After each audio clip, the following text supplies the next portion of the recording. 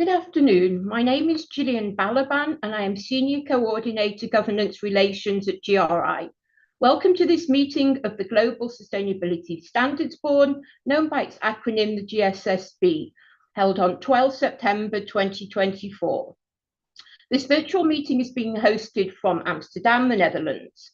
Please note that all public GSSB meetings are being recorded and you can find the audio recording on the GSSB meeting webpage, along with high-level summaries of previous GSSB meetings. Present from the GRI Secretariat today is Bastien Book, Chief of Standards, Claire Dugan, Senior Manager Sector Programme, and Gelke Baurato, Director Sector Standards. We'll now start with a roll call. Anna Nefedova. Present. Thank you. Chalundra De Silva. Present. Thank you. Deborah Ing. Present. Ganga Charan Sharma. Present. Julia Genuadi. Present. Ikuzuma Oroba. Ikuzuma. We'll come back to Ikuzuma. Jeff Robertson. Present. Jennifer Prinsing. Present. Laura Dana Carter.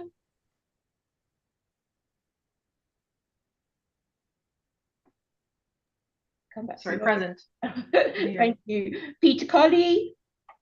Present. Rebecca Coriads. Present. Tomu Machiba. I managed to be present. Thank you. And GSSB Chair Carol Adams. Present. Thank you. Thank you. Corley LaRue will join shortly. And I'm here. oh, sorry. Corley LaRue. Present. Thank you. And GSSB member Galia Tosankova sent her apologies. I will now hand over to the chair to start the meeting. Thank you very much, Gillian, and welcome everybody. Good to see you all again and be working with you all again. So the agenda today, the public session will run for just over an hour and focus primarily on the sector standards programme. And if we could move to the next slide, please. Can we approve the minutes of the last meeting, the summary of the last meeting, as an accurate record of that meeting? Any questions, concerns about that? Seeing none, we'll take that summary as approved. Thank you very much. And when we were discussing the agenda, we agreed to have a new item for the action points because there are now a lot of things happening which are not necessarily specified exactly in the work program that we need to keep tabs on. There's a couple here. I thought we were going to add, I thought there would be more than this, and particularly the follow-up from the June and September papers on developing some guidelines about going from impacts to risks and opportunities. With that's still a work in progress, isn't it? So, but perhaps that could be added to the action items there, just so that we keep track of that. So these are the action points that are documented in the summaries as they stand for the last meeting. So we'll continue to add to this list and then update on it. For the two that are on here, we've held the meetings with a couple of the GSB members to discuss potential interpretations with the XBRL taxonomy, and they form part of the final stage now of reviewing. The outcomes of these discussions form part of the final review stage of the taxonomy. We've closed the public consultation on this, and the interpretation of some of the data elements was an important part of the finalization stage now. And I think the other item that dates back already to the discussion of around the approval of the first phase of the labor-related standards project, with a request to look at targeting HR professionals specifically during the public consultation. And the team is working on that. Among other things, we are eyeing an event that is geared towards that audience where we'll have a chance to present the contents. Thank you. And of course, there are other consultations going on around those labour standards. Peter and I took part in one in Australia, but this was specifically to get some insight into the readiness of the reporting systems, not questioning whether the data was available, but whether the reporting systems were mature enough, recognizing that and those HR systems are often some way behind some other systems within organizations. But if this action point list could include anything that's current, that hasn't been finalized yet, then we can just keep track of it. So if we could just update that for next time, that would be helpful. So thanks. we will always update this with the actions from the summaries, yes, and then we'll have a rolling schedule. So we'll take the XBRL one off. There will be an update about the one on the HR professionals as part of the update on the public consultation on the labor standards, and then we will add the ones that are documented in the summaries. Okay, and any from previous summaries that are not included in this at this point. Okay, thank you. So moving on to the sector program review then. And Helga, you're going to give us an update there. Thank you, Carol, and good morning, good afternoon, good evening, everyone. I'm Helga Buitrago, Director of the Sector Standards, and I'm here with you today to share the plan and ideas that we have to take a stock of how far we have come with the sector program and identify areas for improvement or refinement. So if we can please go to the next slide, we will see as a reminder what's the sector program. So it was approved by the GSSB in February 2019, and to promote the transparency of the sector and the comparability of the reports, then we are developing a set of sector standards that are designed to help identify a sector's most significant impacts, and at the same time to reflect the stakeholder expectations for sustainability reporting. We have the ambition to develop around 40 to 45 high impact sectors. And we will see in the next slide that we have already published sector standards for 4 sectors. If we can please go to the next slide. Thank you. So oil and gas was published in 2021. Then in 2022, we had coal sector, agriculture, aquaculture, and fishing. And then earlier this year, we had the publication of the mining standard. Currently, we are also developing a set of sector standards for financial services, banking, capital markets, and insurance. And you're going to be hearing from my colleague Claire after this session more about this sector standard development. And we also are developing a sector standard for textiles and apparel. These 4 standards are expected to be released in 2026. And as we have this ambition to develop these 40 sector standards, we have prioritized them and we have categorized them in groups. So we have 4 groups, and all the standards that have been developed or are under development are under the group number 1, which is basic materials and needs.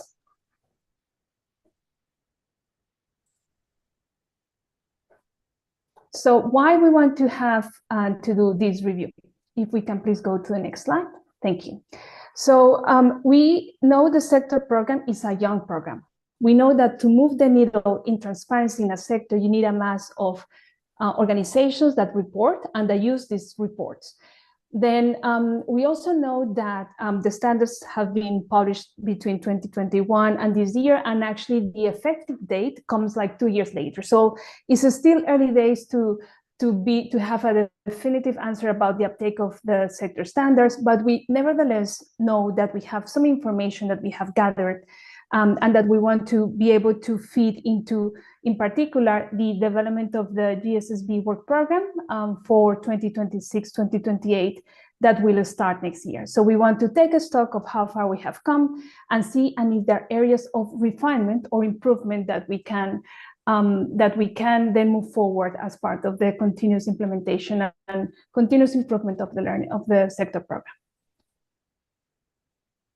And how are we doing this review? So we have developed 4 standards and we're developing 4. So as part of this development, we have already gathered quite a number of lessons and experiences in these standards. So we are gathering that information not only from the colleagues that have worked on this, but also different stakeholders that actually took part in this development of these standards. We also had in June a reflection with the sector colleagues, the colleagues that work in the sector program, to identify what are the experiences, the learnings, the opportunities we are seeing in the development of these standards. And we also had the opportunity to have a conversation with different units of GRI that are also exposed to the sector program, either because they work in the networks or they work with services on the community.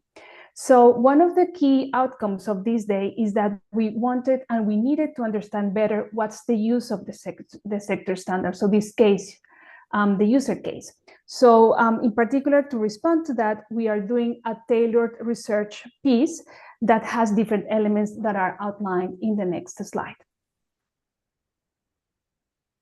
So first, we are doing a general uptake review. So basically following a similar methodology to what GRI does for the adoption study. In a sample of sustainability reports, we are seeing how many of them actually refer to the sector standards. Then we're having a closer look at another sample of sustainability reports to see how different companies are using the sector standards. Are they identifying the likely material topics that we have outlined in the standard? Are they using the topic disclosures? Are they using the sector disclosures or the additional recommendations that we have included in that standard? That's something that we're doing, having a closer look at sustainability reports and in particular their content index. And to complement this desk research, we're also doing a number of interviews of organizations that use either because they report in accordance with or with reference, or they use in different ways the sector standards, in particular GRI 11, 12, and 13. And we're also having interviews planned with information users to try to understand what are the challenges, what has been the uptake, what are the areas that we can look into refine in the upcoming years. Next to this, we also want to understand if the sector standards have had any relevance in the development of local regulatory frameworks on corporate transparency. We know this is an area that is being very important at the moment, and different legislations are being developed. So we want to keep track on how this can be connected to the sector program, and this can inform, for example, prioritization of future sectors. And last but not least, we know that before we reach and develop standards for the sectors that are grouped in group 3 and 4, is going to take some time. So we are assessing if there's a need and relevance to develop an interim resource, a resource that until we develop a sector standard can help to prepare reporters in those sectors and information users towards the future development of a sector standard. So still the shape and form to be discussed, but to see if we can develop a stepping stone or another resource that can help move us in that sector until we have developed a sector standard. So what are the outcomes that we can expect from these reviews? So I think we're going to be seeing recommendations in terms of the architecture. As you may know, there are elements of the sector standard that are not required, but recommendations. So we may be sharing recommendations for discussions with you about if that should stay like that, or if there are any elements of the sector standard that should be required and not only recommended. I think we also want to give more guidance on how to connect, in particular in the content index, some of the elements that are in the sector standard that are now somehow being lost, and that prevents us from understanding how the sector standards are being used. I think we're going to be looking also in terms of a recommendation, if there's value in developing this interim resource, and also if there are changes that we can do to our list of prioritization that can help us to align further with the development of sector standards of other standard setters. So that's a bit just to give you a bit of an idea of what kind of recommendations you can expect. And of course, we'll be happy to hear from you as part of the discussion if there are any kind of recommendation that you would like to see coming out from this review. And before we go to discussion or comments and questions, I want just to share what are the touching points that we have planned for discussion with the GSSB. So today we have the presentation of the scope and the timelines. During the in-person meeting, we want to share some preliminary findings. And then in the last meeting of the GSSB in 2024, we want to be sharing the final recommendations and the results of this tailored research, so you can discuss and decide on future changes for the sector program. Thank you, Carol, and thank you, everyone. Thank you very much. Any questions or comments for Helga?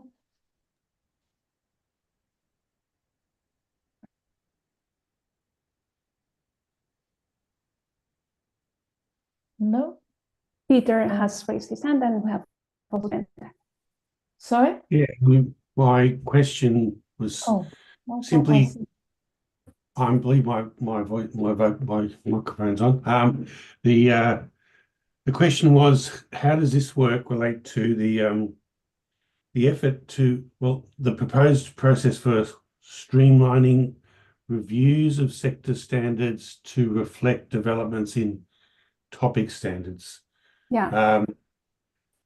You said you're coming back with a set of recommendations, but is it covering that issue of which might involve reforms to the due process protocol? Yeah. So this is we call this alignment. No, so we have topic standards that have been revised and how they are reflected in the sector standards. So yes, that's part of the elements that we're looking at, and I think that you will also be seeing some of the recommendations reflecting that reality, that's a process that we also have in parallel, let's say, with the development of the sector standards.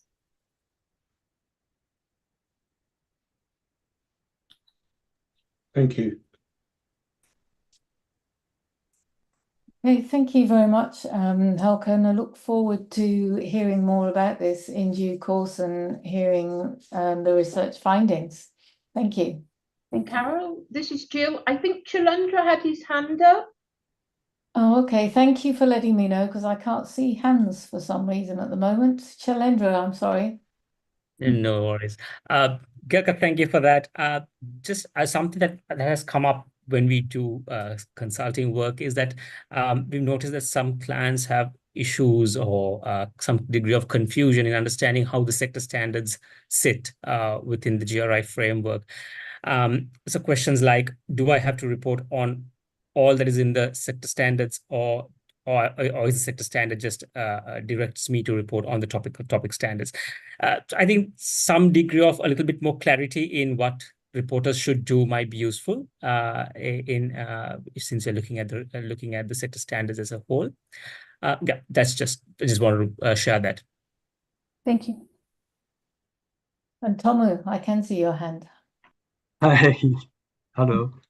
Yeah, just I wish to add, how you touch with how SASB standards are used and how, the difference of the roles of the SASB standards and GRI sector standards and how we can complement and how companies are using SASB right now.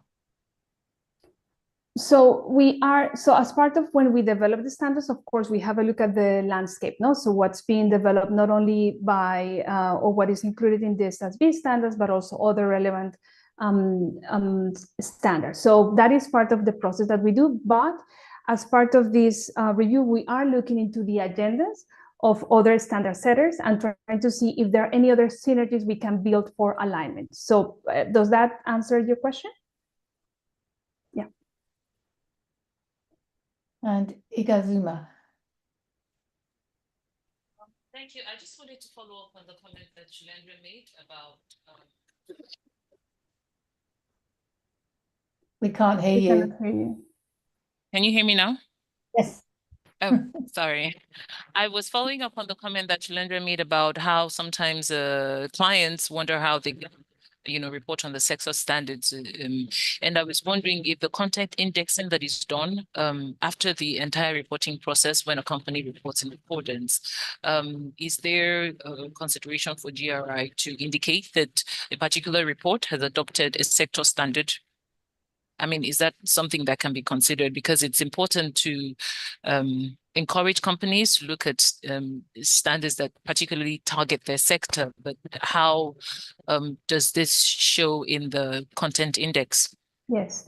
So currently in the content index and the templates that we offer, there's a reference about which sector standard did they use, and also from their own likely material topics and the topics they're disclosing to the correspondence with the sector standard.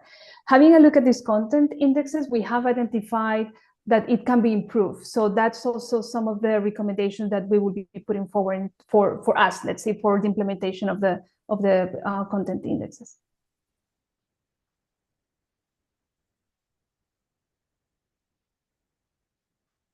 Okay, thank you very much. Now, Claire, you very kindly shared your slides in advance, so GSSB members will have read them. So if you would like to focus on the things that you would really like us to discuss that will help move things forward, that would be really helpful. So you can take them as read. Thank you. Thanks, Carol. I will try and take that approach and maybe spend less time on certain slides than others. It's a good day to all members of the GSSB. It's great to be with you here today. For those I haven't met, I'm a Senior Standards Manager within the Sector Program. My name is Claire Dugan, and I'm also the Project Lead for the Sector Standard Project for Financial Services. The aim of this discussion today is to give you an update around substantial developments that have happened on this project so far, and a chance for the GSSB to ask questions and discuss those as a stepping stone to the submission of the 3 exposure drafts that you can expect to see for this project in early 2026. A very important reminder is that right now this content is still a work in progress. So it is still pending change, it is pending further technical committee decisions and discussions. So I'd like you to please keep that in mind.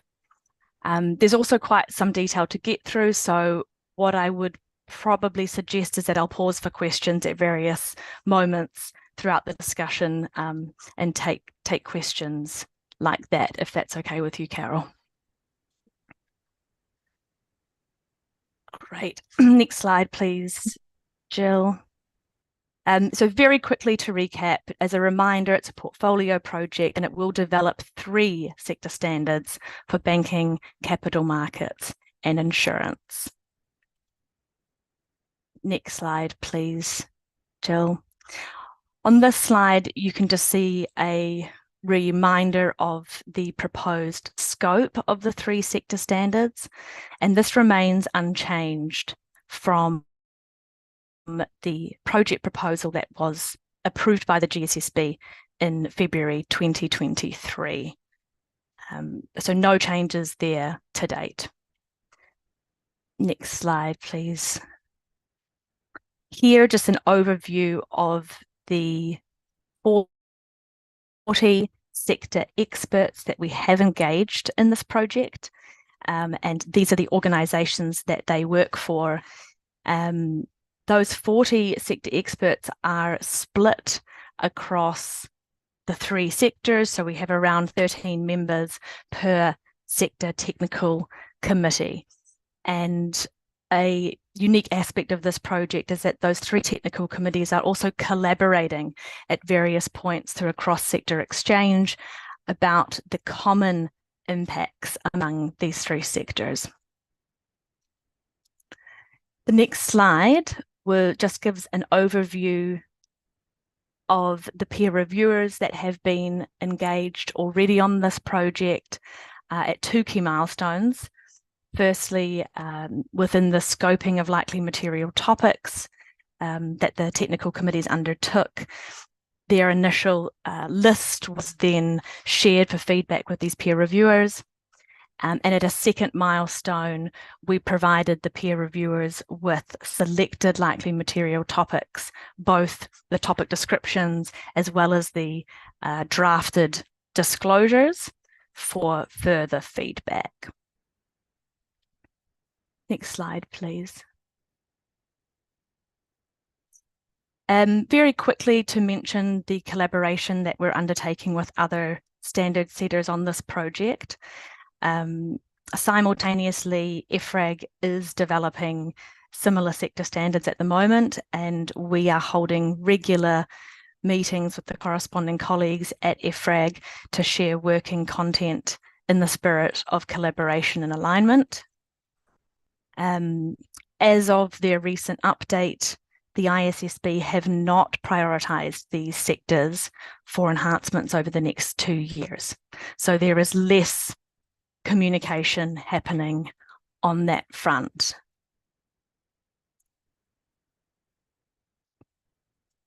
That's the right slide, thank you. And I just want to point to some other key stakeholders being the UNEP FI finance sector initiatives. We do have a representative from each of these, the banking, the investment and the insurance initiatives on each of the technical committees, and we're working very closely with them through that mechanism on the development of these standards. Next slide, please. As to a quick status update, we are in the draft development stage right now. We were lucky enough to hold an in-person meeting with the technical committees in Amsterdam this year, where we made significant progress on the reporting expectations to be outlined. And we expect the exposure drafts to be submitted, unlike what the slide says, January 2026, not 2025, to the GSSB. Before I go into the actual working content of the draft standards, does anyone have questions about the project recap? Corley. Thanks, Claire. Just a quick question, and apologies in advance if this was covered in the project proposal that I haven't looked at for the recent future. The sectors that are, the entities that are excluded at the moment, so stock exchanges, rating agencies, and so on. What is the approach to? Is there an idea to start including them in future at some point, or how will they be approached? I mean, I specifically noted that since you have ratings agencies and exchanges on the technical committees, so their input would relate to kind of their clients and their users rather than to themselves. But to the extent that you have access to them, is there any intention to start looking at content that might cover them at some point as well? That intention does not exist right now. I think that the idea is that they would be covered in a future sector standard further down the line of prioritised sectors, potentially under professional services. That decision that was made as part of the and approved as part of the final project proposal was based on various stakeholder input that had taken place between the draft project proposal and the final, and based on the input that to focus the capital market sector standard on the most significant impacts, largely being those derived from capital allocation decisions from asset owners and asset managers. However, recognising the important perspective that stock exchanges and rating agencies do play in those sectors, and therefore engaging them closely on the technical committees. So that's where we got to on that decision. Tomu. Hi, thank you so much. I have kind of 3 points. The first one would be when thinking about this, 3 sector scope? And have you considered any other like new players such as carbon credit traders or cryptocurrency kind of generators or traders and such? And second question would be, like impressive list of the, stakeholders you are engaging, but same time, for instance, looking at the business enterprises, as far as I see, mostly North, American or European institutions, and I wish, you engage, other part of the world in these discussions. And thirdly, are you not engaging this G funds and PCAF apart from the UNEP-FI, which could be quite relevant, I think. Thank you. Thank you for that. In terms of engaging the new players that you mentioned, at least on the technical committees, these new players weren't seen, well, they don't form part of the scope of these standards, so they wouldn't necessarily be reporting under them. However, I think this is an important group that we can approach with consideration during the public comment period to see what kind of input they would have on these sector standards. With regards to the business constituencies and the global representation on those technical committees, and perhaps it wasn't clear on that slide, we do have at least 3 organisations represented from the African continent. We have a number of organisations represented from Latin America and a number of organisations coming from the Asian continent as well. So I think, for example, we have somebody based who works for the International Organization of ERM, but is based in her experience is in India. We also have the Singaporean Stock Exchange, it's a large Singaporean bank as well. So there is definitely a leaning towards North America and Europe, but I do feel like we have quite good representation globally, also through the various membership bodies that we have represented that then have hundreds of members around the world. And the last point, Timur, with regards to PCAF and GFANS, we have actually been in touch with both of those organisations. So while they're not on the technical committees or the peer review groups, we have got an open dialogue with them and are seeking their feedback at various points, and we will be connecting with them during public comment as well. Thank you, Claire. And Deborah. Thank you very much. I guess this is probably related to Tu's question, but really just in terms of others that will be consulted in this process. I know that, as standards get set, various, I guess, stock exchanges, or not stock exchanges, but securities regulators will usually come in and develop their own standards. So aside from EFRAG, will there be other jurisdictions that will form part of the consultation? And then the second question is really on the ISSB.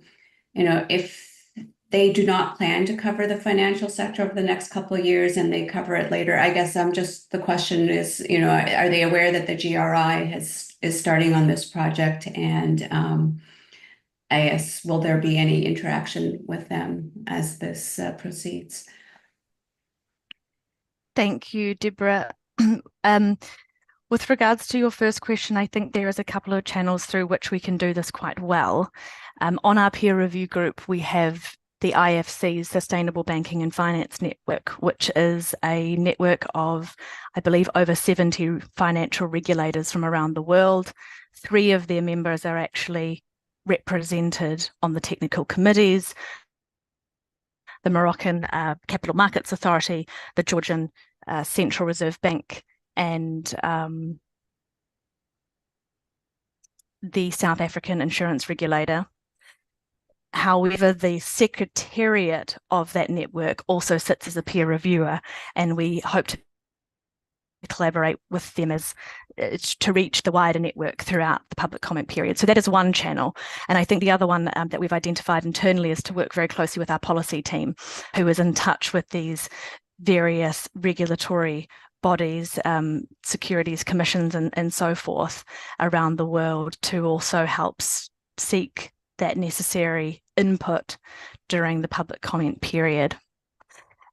With regards to your point on the ISSB, I'm not involved in that collaboration, but I'm quite sure that they have been made well aware of our own work program and should therefore know that this project is now underway since a year. But Bastien can probably support me on that one. Yes, thank you. So it is indeed true that at various stages over the last years, we've in the regular exchanges updated about the implementation of each other's work program. So already with the inception of the work on financial services, they have been informed. But as Claire explained, in the last months, there was no confirmation of them focusing on these sectors. So we will keep them informed about the progress we are making in the sense that these things are moving. So we have the routine of informing them, for example, about the public consultation then and all of that. But there's no other collaboration currently on a deeper level as part of the project. Thank you. Do carry on, Claire. Okay, so looking now at some of the significant proposals that have come through this process so far. Right now, these draft standards contain around 24 likely material topics per sector standard. This is quite comparable to existing sector standards. Mining has 25 likely material topics. The agriculture, aquaculture, and fishing has 26. And these 24 topics are largely consistent across the 3 different sectors. And I'll go into this in a little bit more detail where they diverge in a few slides. In addition to within those 24 likely material topics, we're also, the technical committees are proposing 4 new topics to the GRI system, which I'll also cover in a moment. In terms of the focus of reporting, one major focus is looking at the impacts from customers and investees of these financial organizations. So these, what we could call downstream or value chain impacts on each of the likely material topics. And in terms of the context of these sectors, that downstream focus comes through in these draft standards. You'll see it in the topic descriptions that, looking at how these organizations facilitate impacts via their financing, via their risk management products and services is a key focus of these standards. Next slide, please.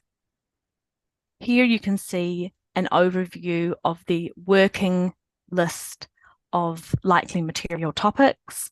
And just to mention a few where they diverge across the 3 sectors. So firstly, topic 17. This has been identified as material and developed by the insurance sector. This is the topic of public and customer health and safety, which I'll speak about in detail in a moment. We also have the topic of, could you go back one slide, please, Jill? Sorry. The topic of number 24, sustainability, incorporation and investing. This is something that has been identified as likely material for the capital markets by that technical committee. It's been developed by that technical committee, and it has been then shared with the other 2 sectors for them to assess the materiality and relevance to their sectors. So this is pending consensus and decision by the other 2 technical committees. Next slide, please. And here, the same list, but you can see the highlighted likely material topics that are new to the system.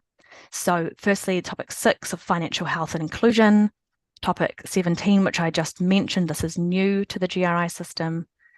Topic 18, prevention of corruption and financial crime, which is an extension of the anti-corruption topic that already exists within the GRI framework. And finally, this topic I mentioned before, sustainability, incorporation, investing. And I'll speak about each of these in a little more detail in the next slides, and then we can pause for questions.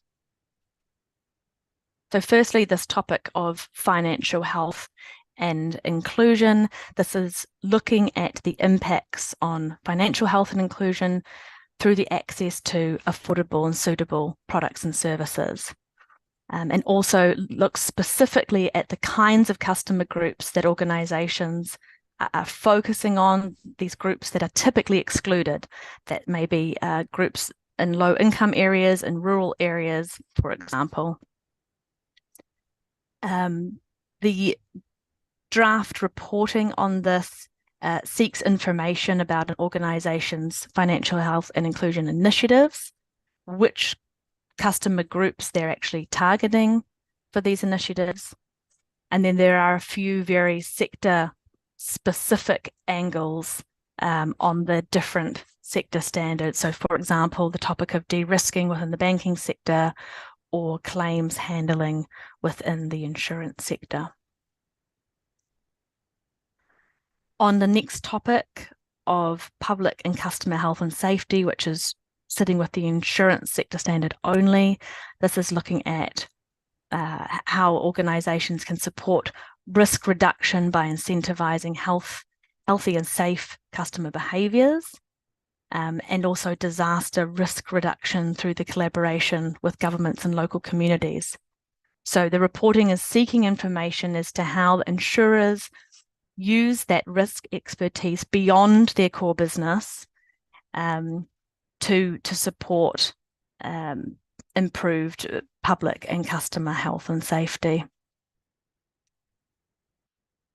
On the next topic, on the prevention of corruption and financial crime, this builds off what exists in the anti-corruption topic standard. And extends it to this, to looking at the financial crime angle, which is very relevant for these sectors, both the connection to that via the broader financial system, but also looking at how financial crime can impact an organization's customers through potential threats or loss of customer assets. So the corresponding reporting that's been drafted here is looking at things like the organization's compliance programs, the number of incidents and customer funds that have been lost. And the fourth new topic that is being developed is this sustainability, incorporation and investing. So really looking at how organizations that undertake investment systematically incorporate sustainability impacts into that activity. And this is looking at organizational level disclosures, such as sustainable investment commitments, how those are overseen within the organization, also staff incentives that connect to those kinds of commitments. I'll pause there for any questions members have about these topics.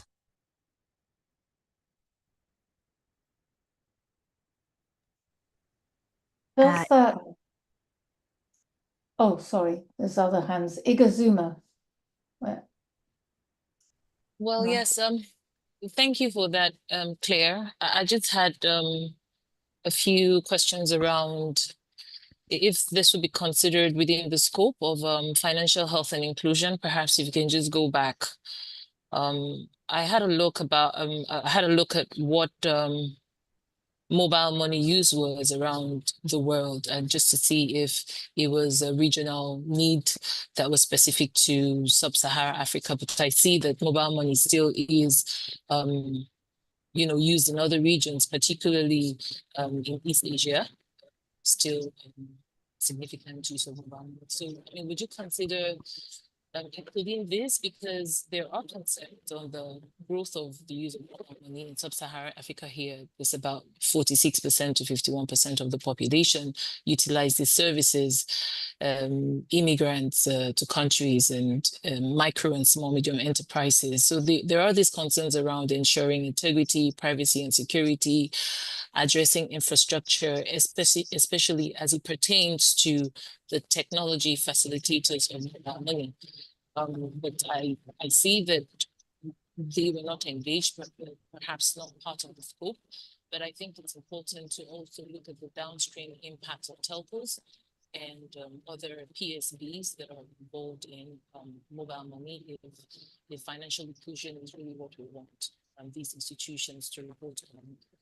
Then I think that you might want to consider the Sorry, it's becoming quite difficult to hear you, Igatsuma. It's gone quite quiet.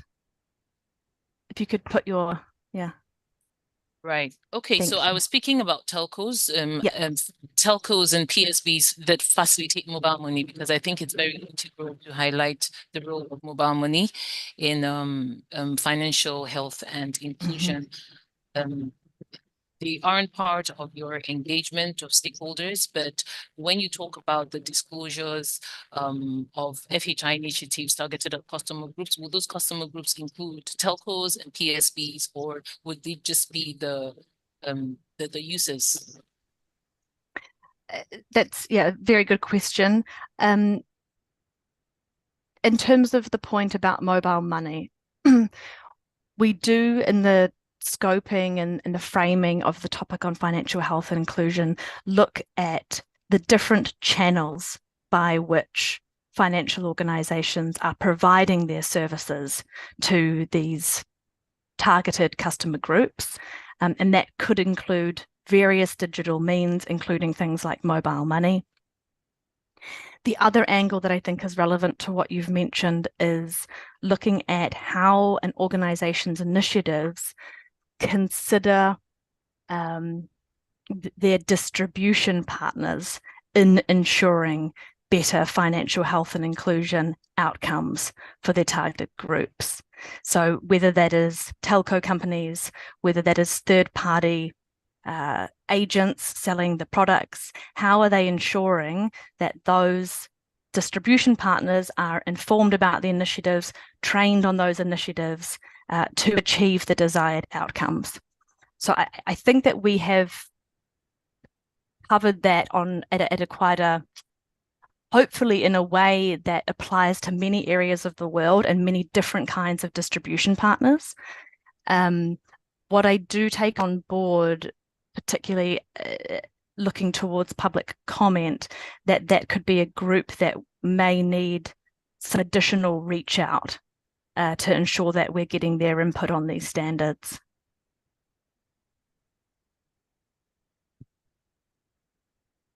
Thank you. And Chalendra? Thanks, Claire. Just a technically about 3 questions from my end. With regard to public and customer health and safety, first thing is, how does that sit with the existing GRI 416 standard on customer health and safety? And what are we trying to cover? Because since we are saying that this is a new topic to the GRI system, then where does that sit? Why is it different to GRI 416? And does it cover certain aspects, or doesn't, or is it how do we stop the overlap is technically my question.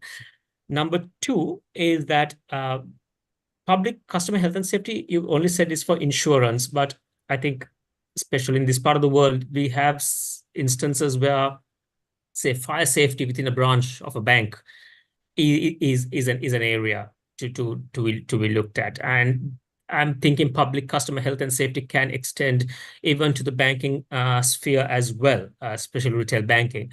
So that's another area. On my third question, Claire, is on sustainability, incorporating in sustainability investing. Very recently, I had this opportunity of consulting a very large investment agency. So these guys are actually the agent. They don't provide finance, but they're actually the agency that administers a complete industrial park which has about 1,000 factories in it. So they're large, they're huge. And I'm just wondering, and while they don't provide investing or financiers, they are definitely the controller, so to speak, of the sustainability actions or parameters that those 1,000 factories should put in place in the industrial park. Do you see that type of agency also using the sector standard? Thanks, Chilendra. Can you just quickly recap the kind of organization in that last question? So explain a little bit. For example, it's like a board of investment, for example. So it's an investment agency that facilitates investments on behalf of, say, a government strategy of increasing factories or industrialization in a country. So they don't directly invest in the factories, but they provide the facilities, the park, the central infrastructure. And I'm just wondering, with all of these material topics that's on screen right now, they also do have a certain part to play in it. Mm-hmm. Okay, maybe I could start backwards from your 3 questions. Off the top of my head, I can't say definitively whether they would actually fall within the scope of these standards, Chilendra. But I think what's interesting is this proposed likely material topic on sustainability, incorporation, and investing. I think there is potential for the relevance of this topic for other sectors, because there are other sectors that undertake investment. And so there's the value and the work that's going into developing this could benefit future sector standards and be used by other organizations that may not typically fall into the scope of these sectors.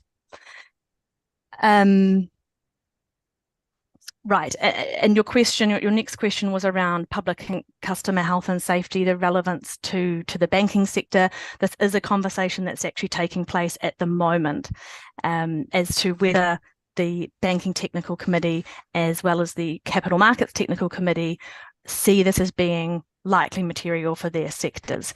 I think what's come out of those discussions so far is that if they deem it likely material, the angle is going to be quite different, because it's very specific for the insurance sector, at least what has been built out so far. And then your first question was how this differs from GRI 416. On a very high level, 416 only looks at customer health and safety, so it doesn't look at public health and safety. So it would not, it misses this piece that is so essential to the insurance sector, is how can insurers collaborate with local communities, municipalities, governments with that risk expertise that they hold, risk modelling, data collection on events, natural catastrophes, for the safety of the public. In terms of the customer safety, it does differ from what's in 416, which is very much about the health and safety impacts of a product and a service. So this could be maybe more relevant to food manufacturers, for example, whereas we're really looking at, okay, insurers they have this big place to play in terms of educating customers around risk. And a really good example of that is the largest cooperative insurer in Canada found out that 90% of their customers, policyholders that lived in flood risk areas, did not know that they lived in a flood risk area. So it's around that education piece that insurers can undertake for the health and safety of their customers. So I hope that gives a little bit more information there.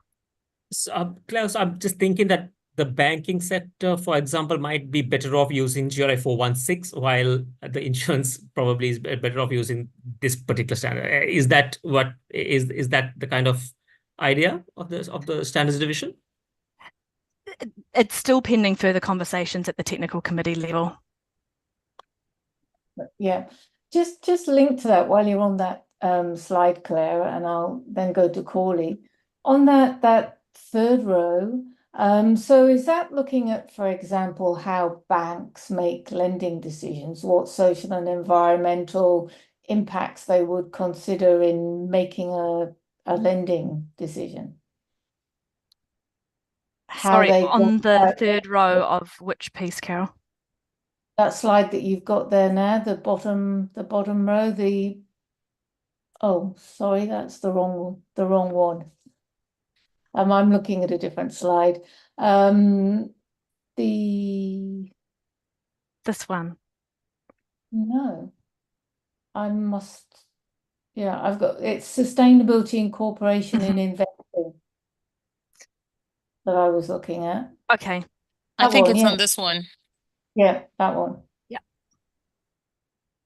So right now, again, this has been developed so far by the Capital Markets Technical Committee. So at the moment, the angle is very much on investment from say, an asset owner or asset manager perspective. And in 2 weeks' time, we'll be having discussions with the banking and the insurance technical committees as to how they see this being relevant for their sectors, whether they see it relevant only for their investment piece, or whether there's a relevance for lending as well. There is a relevance for lending, so let's see what they think. That'd be interesting. And on the financial health and inclusion, will you be considering what they're doing around financial literacy, which is, I guess, an economic impact? Yes, the financial education piece is included in the framing of this topic and would fall under the kinds of initiatives that an organisation might undertake to target certain customer groups to the hopeful outcome of improving their financial health and inclusion. Thank you. And Corley has some questions. Thanks. Yeah, through the discussion, my comments and questions have now been reduced to only one, thankfully. So it's maybe more a comment, and maybe it just doesn't come across clearly in the presentation, but I just wanted to check. You talk about the focus of these sector standards being on the downstream impacts. I would just want to say that we should just make sure that the direct and kind of operational impacts of these organizations should obviously also be considered. I mean, they shouldn't only be reporting on their impacts through products and customers, but also as operations. You know, some of these are very large organizations and they would have impacts on water and climate and energy and things like that. So just wanted to check that that isn't excluded just because of the focus on downstream. My apologies if that wasn't clear, Corley. So I think I've highlighted the focus on downstream as being something quite unique coming through in this particular project and unique to these sectors, but we've not excluded operational impacts. And there are a number of topics where those are detailed out in the topic descriptions and included in there as well. Great, thanks a lot. Okay, thank you. Now, Claire, we are tight for time now. So if you could focus on the things that you think people might need to comment on, or what it would help to get comments on. They will have read the slides, as you can see. How much time is there left, Carol? I guess 10 minutes or so. Okay, great. All right, so just very briefly, I'd like to outline a few of the key challenges that we have encountered so far on this particular project. And one of them is rather fundamental, which is actually the determination of likely material topics for these sectors. There's a theoretical argument that these sectors can be connected to any potential likely material topic. And I believe that we will hear some of this in the public comment period, I anticipate. On a more practical level, we see that there are topics that are commonly reported amongst financial service organisations that are also supported by authoritative instruments. And we have managed to determine some likely material topics, as you've seen, based on input from the technical committees. But I want to highlight this as a critical challenge that I think will be mentioned again at future points throughout this process. I have three other challenges that I would like to go into in a little bit more detail, the second of those being the most substantial. So let's jump to the next slide, and I can try and go through that a little bit more. So one key challenge that we've experienced is that the current GRI topic standards provide very few disclosures that look at downstream impacts. And as you'll remember, the sector standards primarily pull available disclosures from the topic standards. So this has proved challenging for the technical committees, and we have developed a working proposal that I'd like to explain now. This proposal is a set of disclosures for reporting on impacts via customers and investees that is quite new.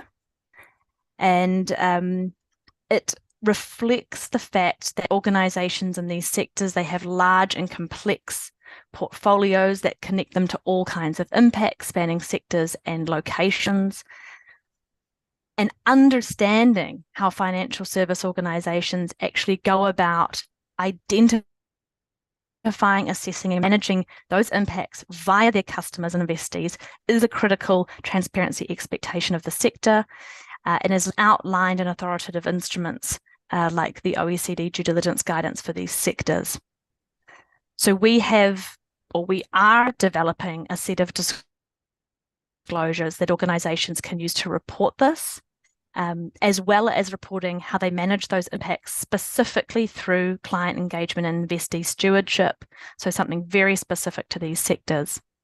And the idea is that these disclosures could be applied by an organisation to any of their material topics. Next slide, please. The current proposal, working proposal, is that the set of disclosures would actually sit under Section 2, under the likely material topics, but above the first likely material topic. And for those of you that were around for the approval of the mining sector standard, this is somewhat comparable to the mine site disclosures that also sat outside that first likely material topic. So I wanted to explain that proposed placement.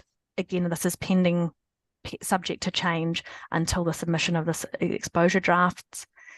And just one last piece on the structure of those disclosures on the next slide. The current proposal then would see those disclosures then referenced at a heading level on every likely material topic under the management of that material topic. So you can see that an example there on the slide for the likely material topic of local communities and rights of Indigenous peoples. As I said, this is pending further discussions, but I'll just pause there if anyone has a question about this set of disclosures that we're currently working on.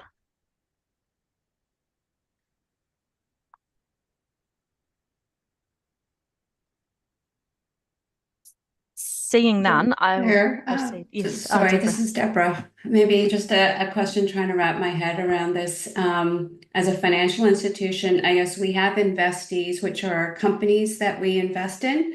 And so the scope of this, I understand, is to understand what is the scope to understand what my investee company impacts are and how I manage those, or how I use my influence as a provider of capital to influence positive behaviors and minimize negative behaviors, right? And then when I'm thinking about the customer, for many of these institutions, the customers would be the people that have given us their money to invest on their behalf, I guess. So it just seems that the type of downstream impacts maybe is a bit removed, or I'm just wondering how you're thinking about the two groups and whether it's appropriate to put them together as customers and investees, or there should be separate standards for each of these sort of key stakeholder groups? It's a good question. When we talk about customers in this context, we're really referring to institutional customers. So that it could be large corporations that are receiving multi-million-dollar loans or project finance from banks, large insurance contracts, and the kinds of impacts that risk management or that lending is facilitating through the activities of those institutional clients. Okay, so that goes back to what Carol was saying. Do they look at their loan book and who they're loaning to? It's almost like know your customer, know who you're lending to, and ensure that you're not financing. Okay. Sorry, thank you. But I think it's a really important point, and it actually leads quite well to the next slide, which is the challenge we've had about how banking organizations and insurance organizations that also undertake investment, how that should be considered in those sector standards. Because technically the investment activity could be covered purely in the capital market sector standard, and then an insurance company that undertakes investment would need to report on 2 sector standards. And we've grappled with this with the technical committees. We have presented various options to them for discussion. And based on their current recommendations, we are pursuing to incorporate investment activities also into the banking standard and also into the insurance standard. The result being that an insurance company that also undertakes investment would only need to report on a single sector standard to cover both their underwriting and their investment activities. And from what we can tell with standard setters that are also undertaking work on these sectors, this seems to be the approach that they are also taking. I believe that this is something that we'll probably ask for some targeted feedback on within the public comment period. And very quickly, we've got just 1 or 2 more slides left. I think we can probably cover them. Just to mention that one of the other more logistical challenges on the project is aligning with the various topic standard review projects that are underway at the moment. So you can expect to see in the exposure drafts for these sector standards, exposure draft disclosures from some of the new labour standards that have gone to public exposure, as well as the climate change standard that has gone to public exposure as well. Looking ahead, expecting to submit those exposure drafts early 2026, a public exposure period from the 1st of March to the 31st of May 2025. Sorry, no, I've got my years all confused. Sorry, early 2025, the exposure drafts submitted to the GSSB, and then March to May 2025, the public exposure period, after which we move into a standard revision phase with the expected submission of the final standards to the GSSB in April 2026. This timeline that you see here is somewhat changed from the original project proposal. It has been extended by around 7 months with unanimous approval from the technical committees. And this extension allows for enhanced collaboration with other standard setters throughout this process, a more advantageous timing of public comment period, as well as accommodating internal resourcing considerations. Okay, can I just ask there on that first line? So we've talked about having exposure drafts coming to the GSSB for discussion before they come for approval. So can we fit that into this timeline, please? Yes, we can fit that into the timeline. And I guess there just needs to be some indication given as to how far in advance they need to be provided. So would that be the month before Well, I guess it depends what sort of comments come up and whether you need to go back to the technical committees and so on. It may end up not being long, it may end up being longer, but I guess you just have to present them for discussion when you can, when they're ready for that.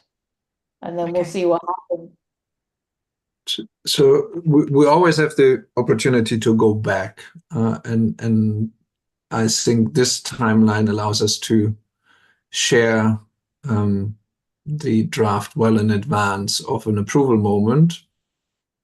But we will have a substantive discussion as always, and if there's reason to go back to the group and further clarification, then the timeline changes around that, basically based on the discussion.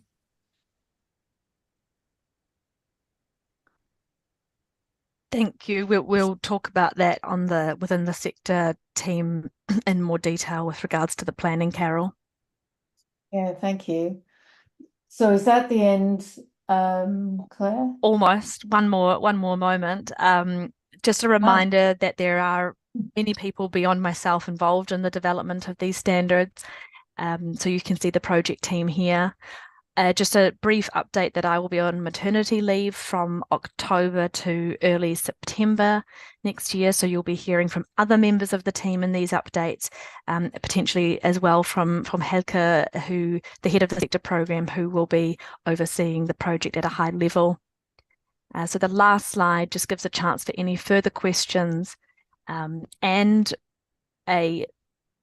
perhaps a question or a suggestion to the GSSB as to whether the board would like to consider adding a GSSB sponsor to this project.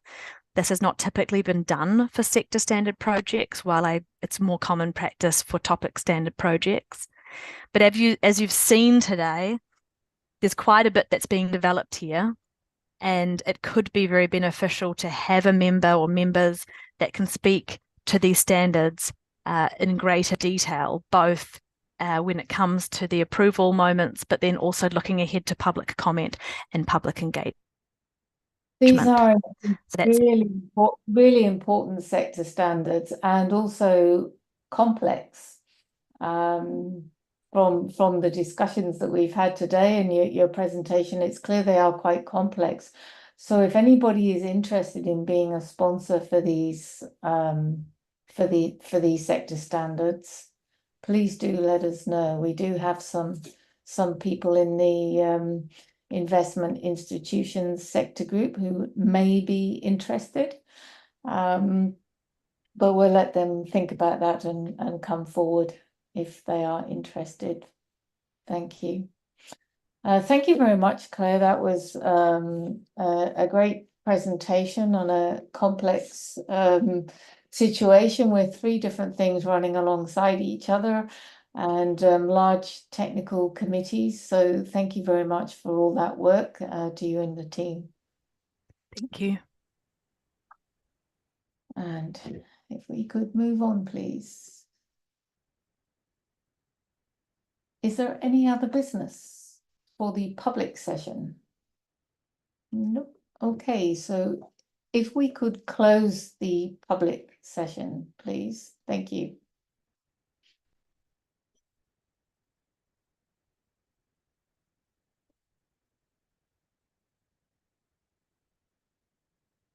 And yes, congratulations, Claire.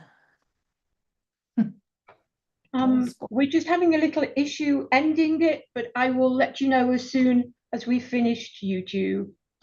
Thank you.